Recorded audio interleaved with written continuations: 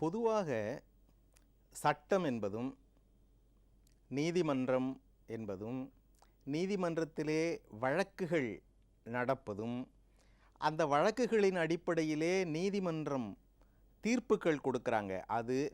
இவை எல்லாமே ரொம்ப வெளிப்படையாக இருக்க வேண்டும், வெளிப்படையாக இருக்கும், ரொம்ப டிரான்ஸ்பரண்ட்டாக, அதில் எந்த மறைபொருளும் இருக்கக்கூடாது. ஒரு நீதிமன்றம் தீர்ப்பு வழங்கியதுன்னு சொன்னால் அந்த தீர்ப்பை வெளியிடக்கூடாதுன்னு ஏதாவது காரணத்தினால நீதிமன்றமே சொன்னால் தவிர, பொதுவாக அப்படி சொல்ல வாய்ப்பு இல்லை, சொன்னால் தவிர அது ஒரு பப்ளிக் டாக்குமெண்ட் மாதிரி தான், எல்லாருக்கும் தெரியலாம். நீதிமன்றத்திலே வழக்குகள் நடப்பது கூட ஓப்பன் கோர்ட்டில் தான் அந்த விவாதங்கள் நடக்கும், அல்லது குறுக்கு விசாரணைகள் நடக்கும். நீதிபதி தன்னுடைய தீர்ப்பை சொல்லுகிற போது கூட ஓப்பன் கோர்ட்டில் தான் ப்ரொனவுன்ஸ் பண்ணுவாங்க. சேம்பரில் எழுதிக்கிட்டு வந்தால் கூட ஓப்பன் கோர்ட்டில் தான் அதை டிக்ளேர் பண்ணுவாங்க, படிப்பாங்க. அதில் மறைப்பொருள் கிடையாது. ஒரே ஒரு வித்தியாசம் என்னன்னு கேட்டால், இன்கேமரா ப்ரொசீடிங்ஸ்னு சிலது உண்டு. இன்கேமரா ப்ரொசீடிங்ஸ்னால் மறைவாக ஏதாவது காரணத்தினால மறைவாக நடக்க வேண்டிய வழக்காக இருக்கலாம். மிக குறிப்பாக குடும்பம் தொடர்பான வழக்காக இருக்கலாம், அல்லது சில ரகசியங்கள் காப்பாற்றப்படணும், வெளியே தெரியக்கூடாது, அல்லது குறிப்பிட்ட ஒரு விட்னஸ்கிட்ட எடுக்கக்கூடியது அடுத்தவங்களுக்கு தெரியக்கூடாது. இந்த மாதிரி இருக்கக்கூடிய சமயத்தில் இன்கேமரா ப்ரொசீடிங்ஸ்னு பண்ணுவாங்க. இதை தவிர ரொம்ப டிரான்ஸ்பரண்ட், எதுவுமே மறைப்பொருள் அல்ல. இதில் ஒரு சின்ன வித்தியாசம் இருக்கும். இப்போது சில வழக்கு, குறிப்பாக பெண்கள் பாதிக்கப்பட்ட வழக்கு, பெண்களுக்கு எதிரான வழக்கு என்பதில் பாதிக்கப்பட்ட வழக்கு, பெண்கள் பாதிக்கப்பட்ட வழக்குன்னா என்ன, பாலியல் தொடர்பாக பாதிக்கப்பட்ட வழக்குகள். இந்த வழக்குகளில் விசாரிக்கும் போது இல்லை இந்த தீர்ப்பை பற்றிய நிலை என்ன? ஏன்னா இப்போது பெண்கள் விடுதலை, பெண்கள் முன்னேற்றம், பெண்கள் வளர்ச்சின்னு எவ்வளோ பேசினாலும், நம்ம பொதுவாக பழமொழி ஒன்று சொல்லுவாங்க பாருங்கள், பெண்களை பற்றி மட்டும் வீட்டில் இருக்க பெரியவங்க சொல்லுவாங்க. நீங்கள் கேள்விப்பட்டிருக்கலாம், முள்ளில் சேலைப்பட்டாலும் சேலையில் முள்ளு பட்டாலும் சேலைக்கு தான் பாதகம்னு சொல்லுவாங்க. அந்த மாதிரி ஒரு பாலியல் தொடர்பாக ஒரு சிக்கலை ஒரு பெண் சந்தித்தால், இந்த பெண் அதனால் மனவியல் அடிப்படையில் பாதிக்கப்படுவது மட்டுமல்ல, அந்த குடும்பம் பாதிக்கப்படுகிறது, அந்த பெண்ணோட எதிர்காலம் பாதிக்கப்படுகிறது. இது இந்த செய்திகள் இருக்கு பாருங்கள், இதுக்கு என்ன தண்டனை, என்ன மாதிரி இந்த பிரச்சனைகள் நடக்கலாம் என்பதையெல்லாம் இந்தியன் பீனல் கோடின் சில பிரிவுகள் பேசுகின்றன. பாலியல் அடிப்படையிலே ஒரு பெண் பாதிக்கப்படுவதுன்றது முன்பின் தெரியாத ஒருவனால் தான் பாதிக்கப்பட வேண்டும் என்பது இல்லை. அது அந்த பெண்ணவருடைய உறவினராக இருக்கலாம், நண்பனாக இருக்கலாம், தெரிந்தவராக இருக்கலாம், வேலை செய்கிற இடத்துல இருக்கலாம், எப்படி வேணா இருக்கலாம். எப்படி இருந்தாலும் பாதிக்கப்படுபவள் பெண். இது தொடர்பான செய்திகள் வர்றப்போ நீங்கள் கொஞ்சம் கூர்ந்து கவனிச்சிருந்தீங்கன்னா செய்தித்தாள்லேயே ஒரு விஷயம் நீங்கள் பார்க்கலாம்.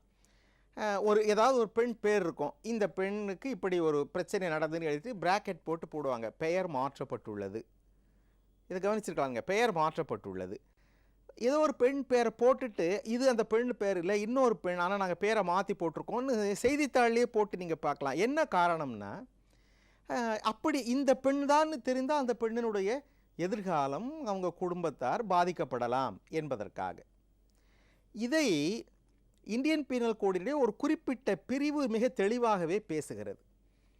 பொதுவாக ஜட்ஜ்மெண்ட்ஸ் எல்லாம் ஓப்பன், இது வழக்கு தொடர்பான எல்லா செய்திகளும் ஓப்பன்னா கூட இந்த மாதிரியான சிக்கல்கள் வரக்கூடிய பாலியல் அடிப்படையில் பெண்கள் பாதிக்கப்பட்ட வழக்குகள் வருகிற போது இதை ஒரு பத்திரிகையோ அல்லது பொதுவாக வெளிப்படுத்துதலோ அந்த பெண்ணினுடைய பெயரை சொல்லி யாரும் பேசக்கூடாது, வெளியே சொல்லக்கூடாது.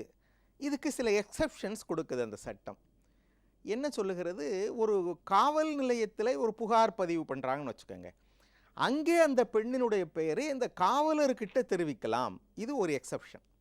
ஏன்னா அவர் தான் விசாரணை மேற்கொள்கிறவர்.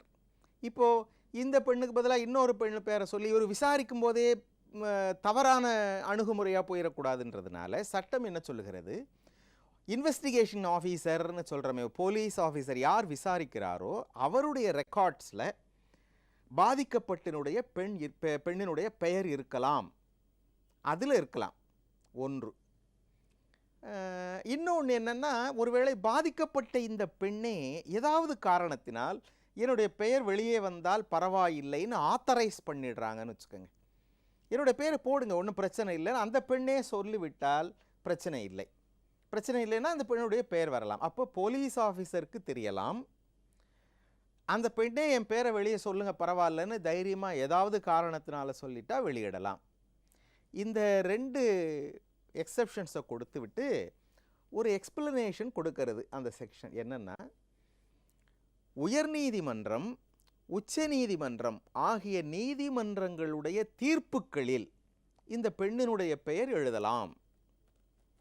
அப்போ ஏன்னா high court and supreme court judgements எழுதுகிற சமயத்தில் இந்த பெண்ணினுடைய பெயர் அந்த ஜட்ஜ்மெண்ட்டில் இருக்கலாம், அது தப்பு இல்லை என்று சட்டம் சொல்லுகிறது, ஐபிசி. தனிப்பட்ட முறையில் அதில் எங்களுக்கே என்ன ஐயம்னா, உயர்நீதிமன்றத்தில் உச்சநீதிமன்றத்தில் இருக்கக்கூடிய தீர்ப்புகளில் இந்த பெண்ணினுடைய பெயர் எழுதலாம் அப்படின்னா, கீழமை நீதிமன்றங்களில் பேர் எழுதினா தப்பா தெரியல. சட்டத்தில் அது ஒரு லேக்குனா மாதிரி இருக்குது, அது ஒரு பக்கம் இருக்கட்டும். இப்போது உயர்நீதிமன்றம் உச்சநீதிமன்ற தீர்ப்புகளிலே அந்த பெண்ணினுடைய பெயர் இருக்கலாம். அப்புறம் பத்திரிகைகள், சில நீதிமன்றத்தில் நடந்த தீர்ப்பை பற்றி பத்திரிகைகள் எழுதுவார்கள், நீதிமன்றம் இப்படி தீர்ப்பை வழங்கியது. அப்போ கூட நீதிமன்றம் அனுமதித்தால் தவிர பாதிக்கப்பட்ட பெண்ணினுடைய பெயரை எழுதக்கூடாது, பத்திரிகையில் பப்ளிஷ் பண்ணக்கூடாது. இதெல்லாம் சட்டம் சொல்லக்கூடிய நிலைமை. இந்தியன் பீனல் கோட் ஒரு பெண் பாதிக்கப்பட்டால் பாலியல் அடிப்படையிலே அவளுடைய எதிர்காலத்தை கருத்தில் கொண்டு, அவருடைய குடும்ப நலனை கருத்தில் கொண்டு பெயரை வெளியிடக்கூடாது என்பது இந்த சட்டம். இதுக்கு என்னென்ன எக்ஸப்ஷன்ஸ்? போலீஸ் ஆஃபீஸர் அவளே கொடுக்குற ஆத்தரைசேஷன், உச்சநீதிமன்றம், உயர்நீதிமன்றம், இது சட்டம் சொல்லக்கூடிய நிலைமை. ஆனால் போன செப்டம்பர் மாதம் உச்சநீதிமன்றம் ஒரு வித்தியாசமான தீர்ப்பை வழங்கியது. இப்படி ஒரு வழக்கு உச்சநீதிமன்றத்தினுடைய ஃபைலுக்கு வருது. ஒரு பெண் பாலியல் அடிப்படையிலே பாதிக்கப்பட்டாள், அவனுக்கு என்ன தண்டனை கொடுப்பது என்பது வழக்கு. இப்போ அந்த வழக்கினுடைய தன்மையை உச்சநீதிமன்றம் ஆராய்கிறது.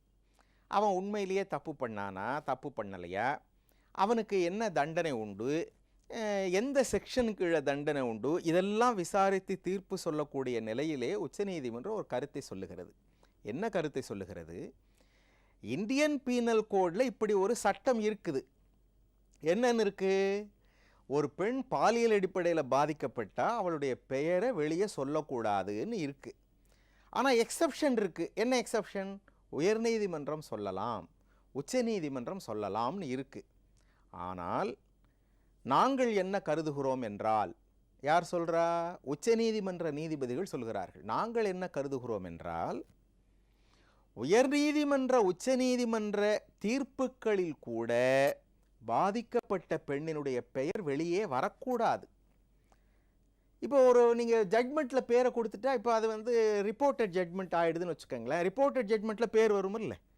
அப்போ அந்த செக்ஷனுடைய அடிப்படை என்ன காரணத்துக்காக செக்ஷன் உருவாக்குனாங்களோ அதுவே வீழ்ச்சி அடைந்து விடுகிறது. அப்போ அந்த பாதிக்கப்பட்ட பெண்ணை எப்படி குறிப்பிடுகிறதுன்னா, ஆங்கிலத்தில் அதுக்கு ஒரு சொல் உண்டு, விக்டிம் என்கிற சொல். விக்டிம் என்றால் பாதிக்கப்பட்டவர், அப்படி சொல்லலாம், தமிழ்படுத்தலாம், பாதிக்கப்பட்டவர். அப்போ இப்படிப்பட்ட ஒரு வழக்குகளில் ஒரு பெண்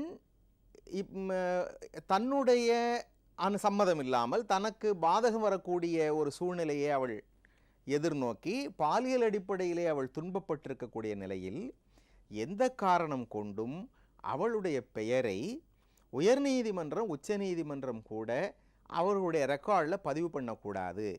என்ன சொல்லலாம் என்றால், விக்டிம், தீர்ப்பு முழுக்க அப்படி தான் இருக்கணும். The victim was going to her home, then she was interrupted and she was taken away ன்னு சொல்லணுமே தவிர அவருடைய பெயர் இது என்பதை நீதிமன்ற ரெக்கார்டில் கூட வரக்கூடாது என்கிற ஒரு உன்னதமான தீர்ப்பை உச்சநீதிமன்றம் சமீபத்திலே வழங்கி இருக்கிறது. என்ன காரணம் என்றால், இப்படிப்பட்ட சிக்கல்களில் பாதிக்கப்படுகிறவர் பெண். ஏதோ ஒரு பெண் பாதிக்கப்பட்டால் தப்பு செய்தவனுக்கு தான் தண்டனை கிடைக்கணுன்றது நோக்கமே தவிர எந்த பெண் என்பது வெளியே வர வேண்டிய அவசியமில்லை என்கிற ஒரு மிகச்சிறந்த தீர்ப்பை அண்மையிலே உச்சநீதிமன்றம் வழங்கியிருக்கிறது.